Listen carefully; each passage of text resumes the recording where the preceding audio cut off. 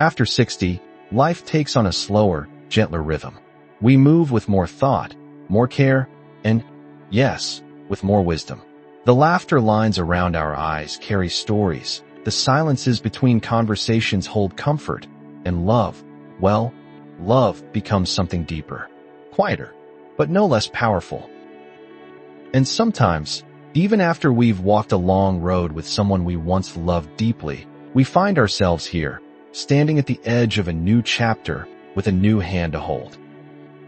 Remarrying after 60 may seem like a second chance, a fresh page, or even a surprise you didn't expect. But it is also a decision that requires careful reflection, because at our age, we know better than to leap before we look. So today, we're going to talk about 5 truths. Not guesses, not hopes, but real, hard-won truths that every person over 60 must know before saying, I do again. These aren't just tips. These are lessons built on years of living, loving, and, yes, sometimes learning the hard way. And before we dive deeper, let me gently ask you, if you find this message speaking to your heart already, don't forget to subscribe and share it with a friend who might be walking this path too. There's no age limit on love or on learning. Now, why does this conversation matter so much? Because love after 60 is not the same as love at 20. We're no longer chasing fairy tales.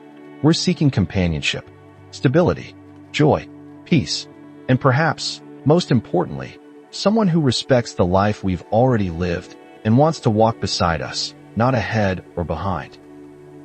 But here's the thing. Getting remarried in our golden years can either be one of the greatest blessings or an unexpected burden if we don't go in with open eyes and an even more open heart. So I invite you to stay with me.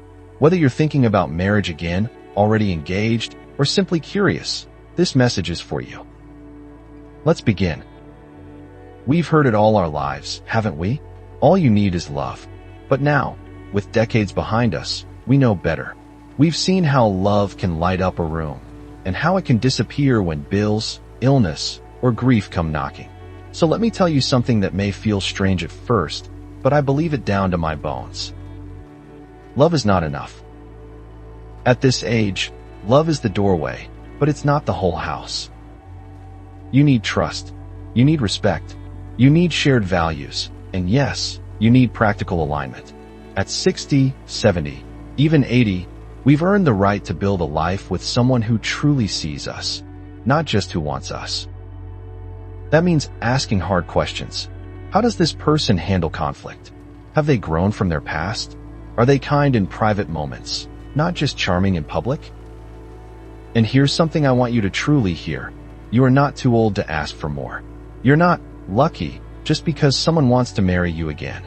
You are worthy, and your peace of mind is worth protecting. It's easy to get swept up when someone makes us feel seen again.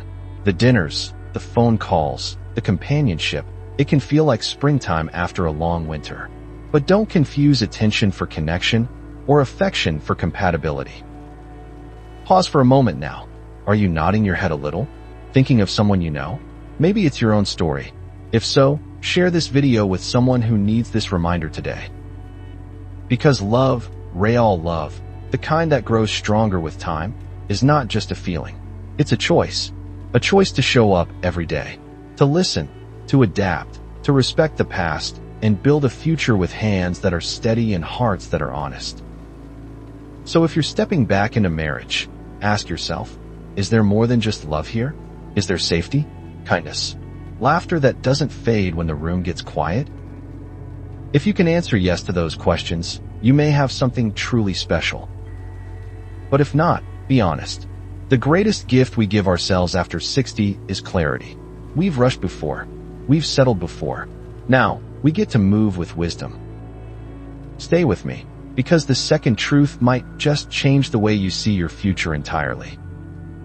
At this age, we don't come into love with an empty suitcase. We carry a whole life with us. Children, grandchildren, homes filled with memories, finances carefully built over decades, habits that stretch back to when gas was under $1. And so does the person we're marrying. This isn't just about two people falling in love. It's about blending entire legacies. Let's talk about families. Because when we remarry, we don't just gain a spouse. We often gain their children, their routines, their holidays, their expectations. And sometimes, we discover that love between two people doesn't automatically mean harmony with everyone else. That's why it's essential, no, it's non-negotiable, to have real conversations about family dynamics. Have you met their children? Do your children know this person well? What happens at Thanksgiving? Who gets the family cabin? Who sits at the hospital bedside if illness comes? These aren't romantic questions, but they are wise ones. And here's something else to reflect on. How do your families feel about your remarriage? Their opinions don't control your life, but they do affect it. Resentment can grow quietly, and unspoken fears from adult children can cloud even the happiest moments. Take the time to talk. Really talk. Have you already faced that tension? If so, you're not alone. Drop a comment or share this with someone who's been through it. They might be waiting for a sign that it's okay to say, "This is harder than I thought." And then we come to the part most people avoid, the practical merging. Let's be honest, this isn't our first rodeo. You may have your name on a house, savings accounts, retirement funds, life insurance policies. They may have theirs. It's easy to say, "What's mine is yours," when you're young and starting from zero. But at 60 plus, you've worked too hard to leave your affairs to chance. Sit down. Review everything. Estate plans, wills, medical directives. If one of you falls ill, who makes decisions? If one of you passes away, who inherits what? These aren't just legalities. They're the blueprint of your final chapters. And let me tell you, having those papers in order is not a sign of mistrust. It's a sign of deep respect for your spouse, for your family, for your own peace. Because peace is everything at this stage of life, isn't it? That brings me to this. If you're finding value in this conversation, take a second, pause, and click that like button, or send this to someone quietly wrestling with these same questions. They don't have to walk this road alone, and neither do you. Now, take a breath with me. Remarrying after 60 is not a fairy tale. It's something far better. It's a conscious, mature, and beautiful choice to build something true in the time you have left. But only if you build it on truth. And the next truth? It touches the part of us that we often keep hidden. Fear. Fear of being alone. Fear of starting again. Fear of losing what we've built. But it's also where courage lives. Stay with me. Let's take a quiet moment here. You've lived through love, through loss, through evenings when the house felt too quiet, the coffee too still, the days too long. And yes, loneliness at this age can feel like a shadow that follows you room to room. But let me say this clearly, lovingly, and with all the weight of experience.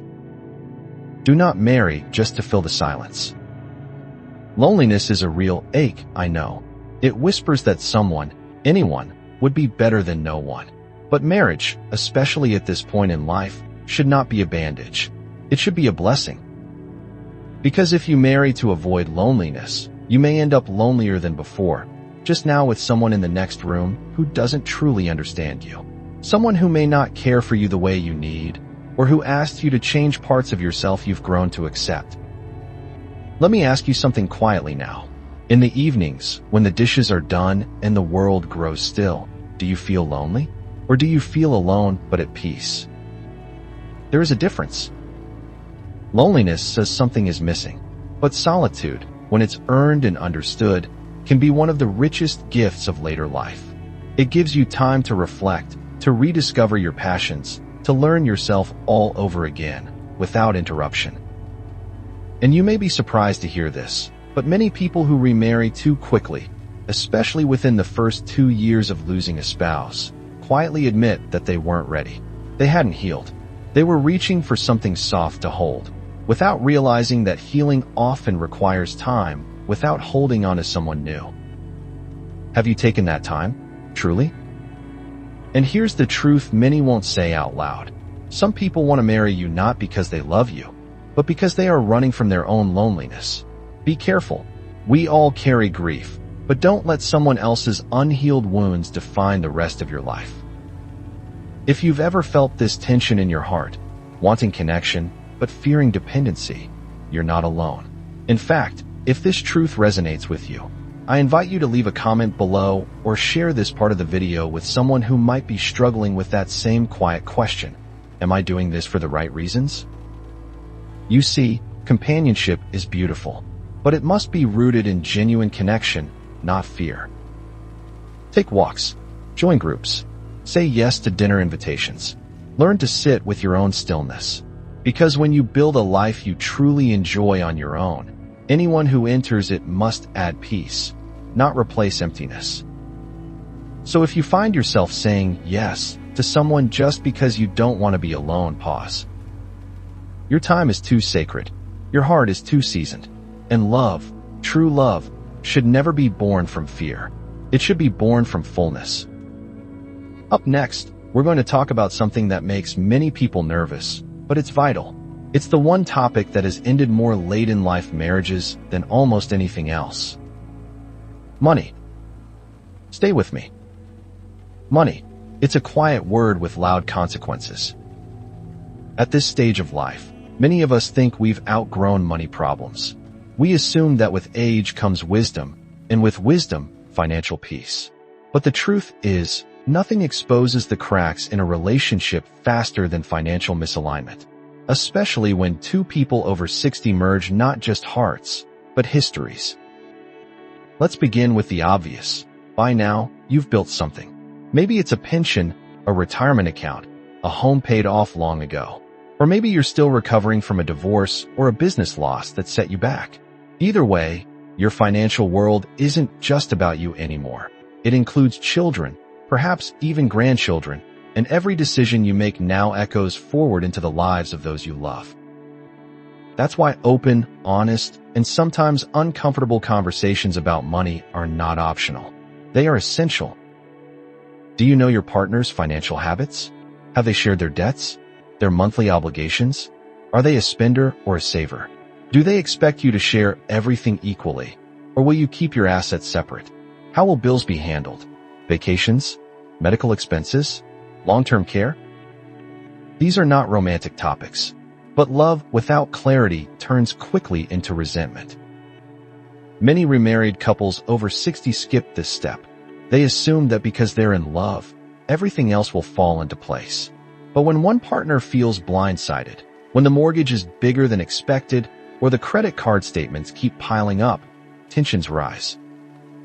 Have you ever seen a friendship crumble over an unpaid loan or a mismanaged inheritance? Now imagine that dynamic inside a marriage. Let me say something that may be difficult to hear, but important. Some people remarry in their later years specifically for financial security. That doesn't make them bad people, but it does mean you must enter this union with eyes wide open. And remember, your financial decisions now don't just impact you. They can affect whether your children receive what you planned for them, or whether they're suddenly sharing an inheritance with someone they barely know. These things matter, not because of greed, but because of stewardship. It's your right to protect what you've built. So here's what you need to do. Talk to a financial advisor together. Review your wills. Update your beneficiaries. Discuss powers of attorney, joint accounts, and what will happen if one of you needs long-term care. These steps aren't cold. They are caring. They say, I love you enough to make sure we both feel safe. And let me be gentle, but clear. If your partner refuses to have these conversations, that is a red flag. Silence around money now leads to shouting around money later. If you're still watching, I know you care about doing this the right way. So I ask you, please share this part of the video with a friend who might be going through the same season. Sometimes, the right message at the right time can save a lifetime of heartache. Marriage after 60 can be rich in joy, in laughter, in quiet companionship. But only when you've built trust not just in love, but in life's most practical corners. And speaking of trust, there's one final truth we need to explore. A truth that asks you to dig deep into your own values, your memories, your story. It's about identity, and how marriage can reshape it if you're not careful. Let's talk. At this point in life, you've lived through many titles: daughter, son, spouse, parent, worker, caretaker. And somewhere along the way, through the years and roles, you became something more, yourself. You know what kind of tea you like, what calms your heart after a long day. You've built routines that bring comfort, traditions that feel sacred. Maybe it took years, even decades, to truly come home to who you are. So now, if you're standing on the edge of marriage again, let me offer this quiet reminder. Don't lose that person in the process of becoming us. It happens more easily than you might think. At first, it's small, adjusting your dinner times, skipping that weekly book club, giving up a quiet hobby because it doesn't fit into the new shared rhythm. But over time, those tiny edits add up. And one day, you look in the mirror and feel slightly unfamiliar to yourself. It's a common mistake, especially for those of us who value peace over conflict, who've learned to compromise to avoid old patterns. But now, you're not here to bend. You're here to build a life that honors who you are, not just who you're becoming together. Ask yourself, in this new partnership, is there room for your solitude, for your family traditions, for your way of grieving, laughing, resting? And more than that, do you feel truly known? Because real companionship at this stage shouldn't ask you to shrink. It should expand your joy, deepen your meaning, and protect the identity you've spent a lifetime cultivating. Let me pause here and say something straight from the heart. It is not selfish to preserve yourself. It is wise. You have earned the right to protect your mornings, your boundaries, your voice. And here's the most beautiful thing. When two whole people come together, when each person brings a strong sense of self, the us becomes richer, not more fragile. So, talk with your partner. Name your needs. Share your fears. Speak your truth. And listen, truly listen, to theirs. If you find yourself unsure of who you're becoming in this relationship, take a step back and reconnect with your roots. And if you've had this experience of almost losing yourself in love, leave a comment below. Someone else may need to hear that they're not alone. As we bring this to a close, remember this. Remarrying after 60 isn't about chasing a fairy tale. It's about creating a safe, steady, meaningful bond that honors the journey behind you and the path still ahead. And you deserve that. So don't rush. Don't settle. Don't silence your voice to make space for someone else's presence. Instead, let love be an addition to a life already rich, not a rewrite of the person you've worked so hard to become. Now, let's bring it all together with a few final thoughts you'll want to carry with you wherever your path leads. If you've stayed with me this far, then you already know you're not entering this new chapter with rose-colored glasses. You're stepping in with clear eyes, an open heart, and the wisdom of years lived fully. And that's exactly what makes this journey so special. Remarrying after 60 isn't about rewriting your past. It's about honoring it and choosing, consciously, to keep writing your story with someone who respects every chapter that came before. Let's pause and gently recall the truths we've shared today. We began with the heart, reminding ourselves that love, while beautiful, is not the only foundation a lasting marriage needs. We spoke of the intertwining of lives, families, and legacies, how this choice reaches beyond romance and touches generations. We faced the ache of loneliness, understanding that partnership should not be an escape from solitude, but a celebration of mutual wholeness. We faced the truth about money, how it can heal or harm, depending on how it's handled. And finally, we talked about you, your identity, your peace, your essence that must never be dimmed in the glow of companionship. These truths aren't meant to scare you. They're meant to prepare you. Because a marriage built in your 60s or 70s can be one of the most profound chapters of your life, if entered with care, honesty, and self-respect. You're not who you were at 25, and that's a gift. Now, you don't have to prove yourself. You don't have to chase approval. You don't have to pretend to be smaller so someone else can feel big. You are enough as you are. So when you say I do again, let it be to more than just another person. Say I do to shared peace, to emotional safety, to respect, to clarity, to laughter that doesn't come at the cost of your dignity. And if you're still uncertain, that's okay too. You don't have to have all the answers today. Just keep asking the right questions. Keep showing up for yourself. Keep believing that even now, especially now, your life has room for joy. Before we part ways, let me ask gently, if this video has touched you, helped you, or reminded you of something you've been needing to hear, would you consider subscribing? Or sharing it with a dear friend or sibling who may be walking a similar road? There is no expiration date on wisdom, no deadline for love, and no shame in being careful with your heart. You've earned every gray hair, every smile line, every scar. Let this next chapter reflect not just where you're going, but everything you've already overcome. Thank you for spending this time with me. Take your time, trust your gut, and remember, love at this age isn't about finding someone to complete you. It's about choosing someone who complements the person you've already become. Until next time, stay wise, stay kind, and stay wonderfully you.